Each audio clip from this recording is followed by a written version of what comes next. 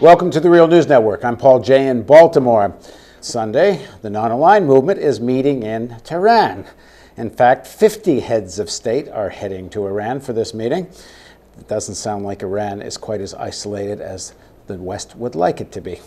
Now joining us to talk about these meetings is Vijay Prashad. He's a professor of international studies at Trinity College. He's also the author of the recent book, Arab Spring and Libyan Winter, and he joins us from Hartford, Connecticut. Thanks very much for joining us.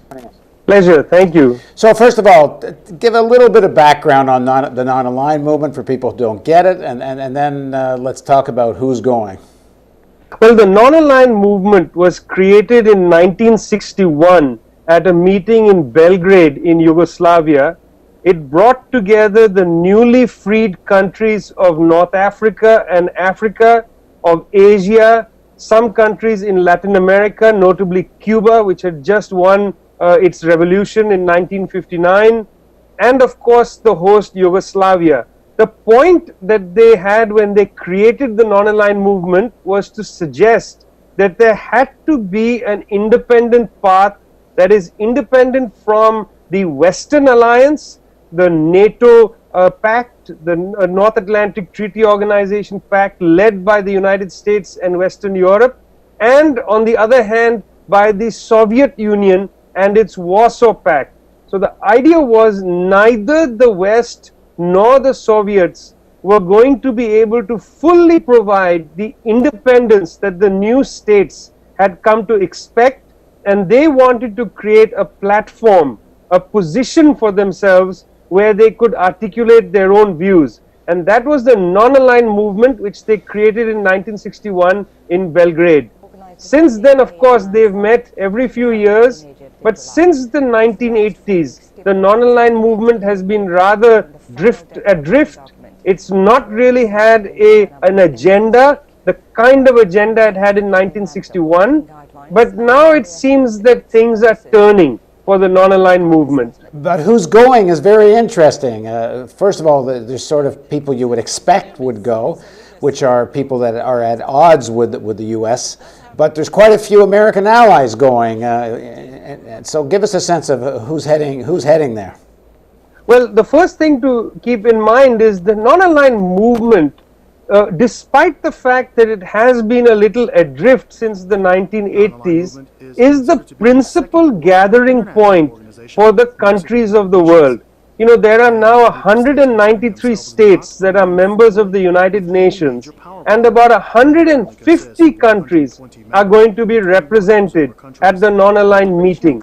So these countries have gone despite the fact that they've had some great disagreements with each other over the years.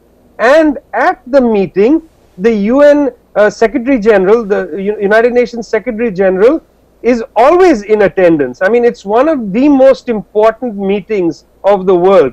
Of course, it's not something that the West pays any attention to in normal circumstances. So that's the first thing to pay in mind, is that this is just a very important event for countries around the world, despite their political differences. The second thing to bear in mind is that it's not quite just Iran's turn to be the chair of the NAM.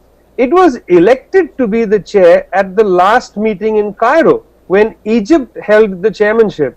So what this means is, and I think what people need to recognize, is despite the attempt by the Europeans, the United States and the Israelis to isolate Iran politically, Iran remains a political force for other countries in the world. Indeed, it remains a legitimate nation and therefore won election to being the chair of this non-aligned meeting. Which is a real statement by these countries just at a time when war is being threatened against Iran. Oh, absolutely. I mean, you know, when the Cairo meeting was held, there was already pressure against Iran. You know, this pressure against Iran is now almost 7 years old in terms of trying to create a sanctions regime that isolates Iran economically and of course politically. So despite the fact of this pressure, countries like India, countries like Egypt, all these countries at the time very friendly to the United States, nonetheless agreed to put forward Iran as the next chair of the NAM meeting. And let me read off a list of some of the heads of state that are expected at these meetings. So I'll just go through a list here. So first of all, Iran, of course, is going to be represented by the Supreme Leader, Ayatollah Ali Khamenei. North Korea, Kim Jong-nam is going, President of the Supreme People's Assembly. Afghanistan, President Hamid Karzai, an American ally. Venezuela, President Hugo Chavez, not an American ally. Sudan, President Omar Hassan Ahmad Bashir. Zimbabwe, President Robert Mugabe. Tunisia, the Foreign Minister Rafik Abdessalim. Azerbaijan, the President. Egypt, the new President Mohamed Morsi. Libya, Foreign Minister. The South African Foreign Minister, Lebanese President, Indian Prime Minister Mohammed Singh, and even Australia sending an observer delegation. And of course, there are many more that will be represented, but maybe not at such a senior level. So this is a slap in the face of this campaign to isolate Iran. Oh, absolutely. I mean, the person you left off the list who I think is important to mark is the Deputy Foreign Minister of Saudi Arabia. Prince Abdulaziz is going to be in attendance, a very senior member of the royal family.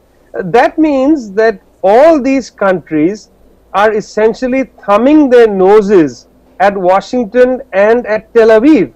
In Washington, there have been many statements trying to make the Secretary General of the United Nations stop his trip to Tehran. And indeed, Benjamin Netanyahu of Israel has also called upon Mr. Ban Ki-moon to not go to Tehran.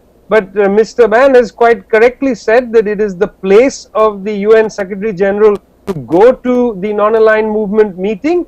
And in fact, he proposes to have a conversation, a dialogue with the Iranians. So I think just the fact of the meeting being held in Tehran, despite the agenda, the fact that everybody is coming, the fact that there is this event happening, the first major international event in Tehran since 1997, when Iran hosted the Organization of Islamic Communities meeting.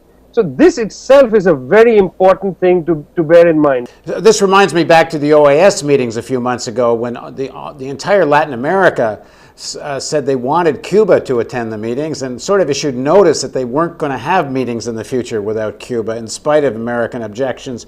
And both that and of course the non-aligned meetings, seems to be a reflection of some lack of leverage the Americans have over these countries that perhaps they used to.